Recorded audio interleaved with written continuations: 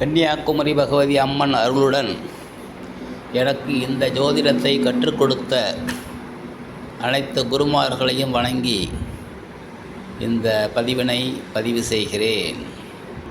நண்பர்களுக்கும் அன்பான வாடிக்கையாளர்களுக்கும் ஜோதிட ஆர்வலர்களுக்கும் அஸ்ட்ரோ விஏ மன்னாதியின் பணிவான வணக்கங்கள். நாம் என்ன ராசியில் பிறந்திருக்கிறோம் என்பது பெரும்பாலானவர்களுக்கு தெரியும். அந்த ராசியினுடைய குணங்கள் என்ன, இயல்புகள் என்ன, தெய்வம் என்ன, இந்த மாதிரி விஷயங்கள்லாம் தெரிஞ்சுக்கணும் இல்லையா? அதனால் நம்ம மேஷம் முதல் மீனம் வரை ஒரு ராசியாக போட்டுட்டு வரோம். இந்த வரிசையில் கன்னி ராசியை பற்றி இன்றைக்கி பார்க்க போகிறோம். வானமண்டலத்தில், அதாவது காலபுருஷன் அங்கம் என்னும் வானமண்டலத்தில், உலகத்தில் இது 6வது ராசியாகும். இது காண்பதற்கு குடத்தை சுமந்து நிற்கும் ஒரு பெண்ணை போல் காணப்படுவதால் கன்னி ராசி எனப்படுகிறது. இது 150 பாகை முதல் 180 பாகை வரை காணப்படும். அதாவது ஒரு ராசி மண்டலம் என்பது 360 டிகிரி. அதில் 150 பாகையிலிருந்து 180 பாகை வரைக்கும் கன்னி ராசி காணப்படுகிறது. இதில் 150 கலை 0 விகலை 1 முதல் 160 பாகை வரை உத்தர நட்சத்திரம் வியாபித்துள்ளது. பாகை 160 கலை 00 விகலை 1 முதல் 173 கலை 20 வரை அஸ்த நட்சத்திரம் வியாபித்துள்ளது. பாகை 173 கலை 20 விகலை 1 வரை 180 வரை சித்திரை நட்சத்திரமும் உள்ளது. சூரியன் இந்த ராசியில் இருக்கும்பொழுது அந்த மாதம் கன்னியா மாதம் என்று சொல்லப்படுகிறது. கன்னியா ராசிங்கிறதால் கன்னியா மாதம் என்று சொல்லப்படும். இதை தமிழில் புரட்டாசி மாதம் என்று சொல்லப்படுகிறது. இதுதான் நமக்கு புரிஞ்சது. கன்னி ராசியின் அடிப்படை தன்மைகள் என்ன? கன்னி ராசிக்கு உரிய அதிபதி புதன் என்பதாலே இவர் புத்திசாலி என்று ஒரு பெயர் இவருக்கு உண்டு. அதனால் லக்னம் கன்னியில் அமைஞ்சவங்க புத்திசாலிகளாகவும் சூழ்நிலைக்கு ஏற்றபடி தங்களை மாற்றிக்கொள்பவர்களாகவும் குறைவாக செயல்பாடுகளை உடையவர்களாகவும் இருப்பார்கள். சுயமாகவே வித்தைகளை அறியும் ஆற்றல் பெற்றவர்கள். இந்த ராசி ஒரு இருக்கால் ராசியாகும். ஆன்ம ராசி, மலட்டு ராசி என்றும் கூறப்படுகிறது. உபய ராசி என்று சொல்லப்படும். அதாவது ராசி கட்டத்தில் 4 மூலையிலும் இருக்கிற கட்டங்கள் உபய ராசி என்று சொல்லப்படும். அதில் இது உபய ராசி என்று சொல்லப்படுகிறது. திசை தெற்கு திசை. ஒரு ராசிக்கு ஒரு திசை ஆல்ரெடி சொல்லிட்டு வந்துருக்குறோம், பார்த்துட்டு இருப்பீங்கன்னு நினைக்கிறேன். உறுப்பு முதல்ல ஒரு ராசின்னா, அதாவது மனுஷ காலபுருஷ அங்கத்தில் அந்த ராசிக்கு என்ன உறுப்பு அப்படின்னு ஒரு கணக்கு இருக்குது. இது பார்த்திங்கன்னா தொப்புள், அதாவது இடுப்பு பகுதி அப்படின்னு சொல்லப்படும். சின்னம், இந்த ராசியினுடைய சின்னம் அதாவது ஏற்கனவே பார்த்துருக்கோம், கன்னினா பெண். நிறம், இந்த ராசியினுடைய நிறம் அதாவது ஒரு மூலையில் இருக்கிறதால ஒளி, சூரியனுடைய வெளிச்சம் கொஞ்சம் ரெண்டும் கலந்து படுறதால இது கலப்பு நிறம் என்று சொல்லப்படுகிறது. ஆங்கிலத்தில் இதனுடைய பெயர் விர்கோ. அதாவது இந்த ராசி பகல் காலத்தில்தான் வலிமை பெறும். இந்த பஞ்சபூதத்தன்மைன்னு முன்னே ஏற்கனவே சொல்கிறோம். இருந்தாலும் இந்த ராசிக்காரங்க தெரிஞ்சுக்கங்க, தீ, மண், காற்று, நீர், ஆகாயம் அப்படின்ற விஷயம் இது நில ராசியாகும். ராசியினுடைய தன்மைன்னா இந்த ராசியில் பிறந்தவங்க என்ன மாதிரி குணம் கொண்டவங்களாக இருப்பாங்க. சௌமிய ராசி, சௌமியம்னா சுபராசின்னு பேர். இடம், அதாவது இந்த ராசிக்கினுடைய இடம், அதாவது ஒரு ராசிக்கு எப்படி ஒரு உறுப்பு இருக்குது, ஒரு கலர் இருக்குதுங்கிற மாதிரி ஒரு இடமும் இருக்குது. இது நந்தவனம், நகர்ப்புறம். இதெல்லாம் ஜோதிடத்துக்கு எப்படி பயன்படுது அப்படின்னா, ஒரு பொருள் காணாத போய்டுன்னு வச்சுக்கோமே, அந்த பொருள் எடுத்துகிட்டு போனவங்க எங்கே வச்சுக்கிறாங்க அப்படின்னு கேட்கும்போது நமக்கு ஆர்வடத்தில் கன்னி ராசியை காமிச்சதுன்னா அந்த நந்தபுரத்தில் நந்தவனம், அதாவது பூ பூக்கிற இடத்துல பார்க்குறப்போ இல்லைன்னா டவுனுக்கு போயிட்டாங்க அப்படின்னு சொல்லுவோம். மாதம் வந்து புரட்டாசி மாதம். இந்த மாதத்தில் புரட்டாசி மாதம் என்று சொல்லப்படும். இந்த ராசியினுடைய அதாவது ஒரு நாளைக்கு 60 நாழிகை. அதில் வந்து இந்த ராசியினுடைய நாழிகை தோராயமாக 5 நாழிகை. அது அப்புறம் அட்சர ரேகை தீர்க்க ரேகை பிரகாரம் கொஞ்சம் மாறுதலுக்கு உள்ளானது. அதை கொஞ்சம் ஏறும் இறங்கும். ராசியில் அடங்கும் நட்சத்திரங்கள், அதாவது உத்தர நட்சத்திரம் 2, 3, 4 பாதங்கள், அஸ்த நட்சத்திரத்தினுடைய 1, 2, 3, 4 பாதங்களில் பிறந்தவர்கள், சித்திரை 1, 2 பாதங்கள் பிறந்தவங்க, இவங்களாம் வந்து கன்னி ராசியை சேர்ந்தவர்கள். உதயம் வந்து சிரசு உதயம். இந்த ராசியில் பிறக்கிறவங்க சிரசு உதயம் வரும். ஜாதி வந்து வைசியர், அதாவது புதன் வந்தாவே வியாபாரின்னு சொல்லுவோம், அதான் வைசியர்னு சொல்கிறது. ராசியினுடைய ஆட்சியாளர், இந்த ராசியில் ஆட்சி பெறும் கிரகம் அதாவது புதன்.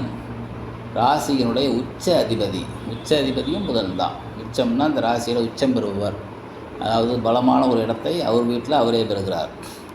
ராசியினுடைய மூலத்திரிகோண அதிபதி, அதுவும் அவரே தான். இந்த புதனுக்கு மட்டும்தான் இப்போ ஒரு 3 சிறப்பு இருக்குது. அதாவது ஆட்சி, உச்சம், மூலத்திரிகோணம் இந்த ராசியில் கன்னி ராசியில் பெறுகிறார். வேறு எந்த கிரகத்துக்கும் இந்த மாதிரி ஒரு அமைப்பு இல்லை. சரிங்களா? ராசிகள் நீச்சம் பெறுபவர் சுக்கிரன். அதாவது புதன்னா பெருமாள், சுக்கிரன்னா லட்சுமின்னு சொல்கிறது. பெருமாளினுடைய பாதங்களில் சுக்கிரன் இருக்கிறார். ராசியில் நட்பு பெறும் கிரகங்கள் சூரியன், சந்திரன், சுக்கிரன், சனி, ராகு, கேது, இவங்க எல்லாமே நட்பாக தான் இருப்பாங்க இந்த ராசியில். கிரகம் சமம்னா யாரும் இல்லை. ஏன்னா நிறைய கிரகங்கள் நட்பாக வந்துட்டதால சமம் தேவையில்லை. பகை பெறுபவர்கள், அதாவது இந்த ராசிக்கு பிடிக்காதவர்கள் கன்னி, அதாவது செவ்வாய் 6ஆம் அதிபதி, குரு பாதகாதிபதி, இந்த 2 பேர் தான். ராசியில் சுப கிரகங்கள் சுக்கிரன், சனி. ராசியில் யோக கிரகங்கள், இந்த ராசிக்கு எந்தெந்த கிரகம் யோகம் செய்யும் ஜாதக ரீதியாக, இந்த எந்தெந்த திசை வந்தால் யோகம் தரும் அப்படின்னு பார்க்கும்போது சுக்கிர திசையும் சனி திசையும் யோகங்கள் தான். 2 பேருமே பார்த்திங்கன்னா 2 ஆதிபத்தியம் வச்சுருந்தால ஒரு நல்ல வீட்டையும் கெட்ட வீட்டையும் வச்சுருந்தால அற யோகர்கள் தான் 2 பேருமே. ராசியில் வந்து பாவ கிரகங்கள், இந்த ராசிக்கு ஏற்கனவே சொன்னது தான், செவ்வாயும் குருவும் ப்ளஸ் சந்திரனும் சேர்ந்துக்கிறார் இதில். ராசியினுடைய மாரகஸ்தானம், அதாவது மரணத்துக்கு உண்டான கண்டத்தை கொடுப்பவர்கள், கொடுக்கும் இடம் கொடுப்பவர்கள் குரு சந்திரன், கொடுக்கும் இடம் 7, 11ஆம் இடங்கள். செவ்வாய்க்கும் மாரகாதிபத்தியம் உண்டு என்று கூறப்பட்டுள்ளது. இருந்தாலும் அவர் 6க்கும் 11க்கும் அதிபதின்றதால அவ்வளோ ஒன்றும் அதை சிறப்பாக எடுத்துக்க தேவையில்லை. பாதகஸ்தானம் சொல்லுவோம் ஒரு இதுக்கும். இதில் 7ஆம் இடம். பாதக அதிபதி வந்து குரு. ராசியில் தெய்வம் வந்து ஏற்கனவே புதன்னாவே மகாவிஷ்ணு, பெருமாள், இதுதான் மகாவிஷ்ணுன்னு வச்சுக்கலாம். கோவில்கள் எந்தெந்த கோவிலில் போய் இந்த ராசிக்காரங்க கும்பிட்டா சிறப்பாக இருக்கும் அப்படின்னு பார்த்தோமா, ஸ்ரீரங்கம் ஒப்பிலியப்பன் கோவில். கன்னி ராசியில் பிறந்தவர்கள் சற்றே மென்மை கலந்த சாயலுடன் சிரித்த முகத்துடன் நளினமாகவும் எப்போதும் பிறரை கவரும்படியாகவும் இருப்பார்கள். பேரே கன்னி தானே, கன்னினாவே பெண் மாதிரி இருப்பாங்க அப்படின்னு சொல்கிறது. அதேமாதிரி பெண்கள் இலகிய மனம் படைத்தவர்கள் என்பதால் சற்று கோழை மனசு கொண்டையவர்கள். துன்பத்தை எதிர்க்கும் சக்தி குறைந்தவர்கள், அதாவது பெண் குணம் அப்படின்னாவே கொஞ்சம் பயந்த சுபாவம் இருக்கும் அப்படின்னு சொல்லுது இல்லைங்களா.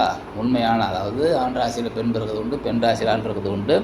இதில் வந்து கொஞ்சம் இவங்க இந்த ராசியில் பிறந்தவங்க துன்பத்தை கண்டு கொஞ்சம் துயரப்படுபவர்கள், சென்டிமெண்ட் டைப்பாக பெரும்பாலும் இருப்பாங்க. எனவே துன்பங்களை பெரும்பாலும் எதிர்கொள்வதுக்கு சிரமம். இடத்துக்கு ஏற்றவாறு தங்கள் குணத்தையும் செயல்பாட்டையும் மாற்றிக்கொள்ளும் தன்மையுடையவர்கள். ஏன்னா பச்சவந்தி கிரகம்னு சொல்கிறது புதனை, அதனால் நேரத்துக்கு தகுந்த மாதிரிக்குள்ளே மாறுவாங்க. இவங்க ஆணாக இருந்தால் பெண்களை மயக்குவர்களாகவும், பெண்ணாக இருந்தால் ஆண்களை மயக்குவர்களாகவும் இருப்பாங்க. எளிதில் தன்னுடைய கவர்ச்சியால் அடுத்தவங்களை வீழ்த்தி விடும் தன்மையுடையவர்களாக இருப்பார்கள். சிரித்து பேசிய குளிர வைக்கும் இவர்கள் எப்படியாவது காரியத்தை சாய்ச்சுவாங்க. அதாவது பிஸ்னஸ் ராசின்னு சொல்கிறது இதெல்லாம். அதாவது மிதுனம், கன்னி தான் பிஸ்னஸில் கொஞ்சம் பவர் அதிகம். இவங்க வந்து தொழில் செஞ்சாங்கன்னா இவங்களை ஜெயிச்ச அடுத்தவங்க வெளியே வர முடியாது. இந்த ராசியில் பிறந்தவர்களே அதே மாதிரி, அதாவது இந்த கன்னி ராசியில் பிறந்தவங்களே அதிகமாக அள்ளித்தன்மை உடையவர்களாக இருக்கிறார்கள். ஏன்னா ஆணும் இல்லாத பெண்ணும் இல்லாத ஒரு தன்மையை அடைகிறவராக இருக்கிறாங்க. ஆண் கிரகம் ஆண்மைத்தன்மையையும் பெண் கிரகம் பெண் தன்மையையும் இழந்து விட்டால் அழியாகி விடுகிறார்கள். பெரும்பாலும் கலைஞர்கள், சிற்பிகள், ஓவியர்கள், ஜோதிடர்கள், சங்கீத விற்பனர்கள், புலவர்கள், வியாபாரிகள் போன்ற உடல் உழைப்பு இல்லாத மென்மையான தொழில்களை செய்பவர்களாக இந்த லக்கணத்தில் பிறந்தவர்கள் இருப்பார்கள். மற்ற கிரக தொடர்புகளும் நல்லா அமைஞ்சால் இவங்க தொழிலில் சும்மா சக்கையாக பண்ணுவாங்க. பெண்களில் அதிகம் பேர் விபச்சாரம் செய்து இந்த ராசிக்காரர்களே இருப்பார்கள்னு சொல்லுவாங்க. ஆனால் இது அது அந்த கிரக அமைப்புகள் பொறுத்து தான். அதனால் எல்லா கன்னி ராசிக்காரங்களும் தப்பாக இருப்பாங்கலாம் சொல்ல முடியாது. பொதுவாக கன்னியில் பிறந்தவர்களின் வாழ்க்கை எப்படியாவது நல்ல முறையில் போயிடும். அதாவது எப்படியாவது பிழைத்துக் கொள்வார்கள் அப்படின்னு சொல்கிறது உண்டு. மற்றபடி இந்த லக்கணத்தில் பிறந்தவங்க மிகவும் சாமர்த்தியக்காரர்களாக செயல்படுவார்கள். எனவே இந்த லக்கணத்தில் பிறந்தவங்க, அதாவது ராசி என்றால் பெரும்பாலும் இந்த லக்கணம் என்ற விஷயத்தை எடுத்துக்கொள்ளுங்கள். ஏன்னா கன்னி லக்கணம் அப்படிங்கிற விஷயம் எடுத்துங்க. ராசிங்கிறது சற்று மாறும் தன்மை உடையது. அது பின்னாடி பார்க்கலாம். மற்றபடி நமது பதிவுகள் உங்களுக்கு பிடித்திருக்கும்னு நினைக்கிறேன். பிடிச்சிருந்தால் சப்ஸ்கிரைப் பண்ணுங்கள், ஷேர் பண்ணுங்கள், கமெண்ட் போடுங்கள். இது எங்களுடைய வளர்ச்சிக்கு உறுதுணையாக இருக்கும். மீண்டும் உங்களுக்கு நல்ல பதிவுகளை எம்மால் தர முடியும். நன்றி, வணக்கம். மறுபடி நம்ம துலா ராசியில் சந்திப்போம். நன்றி.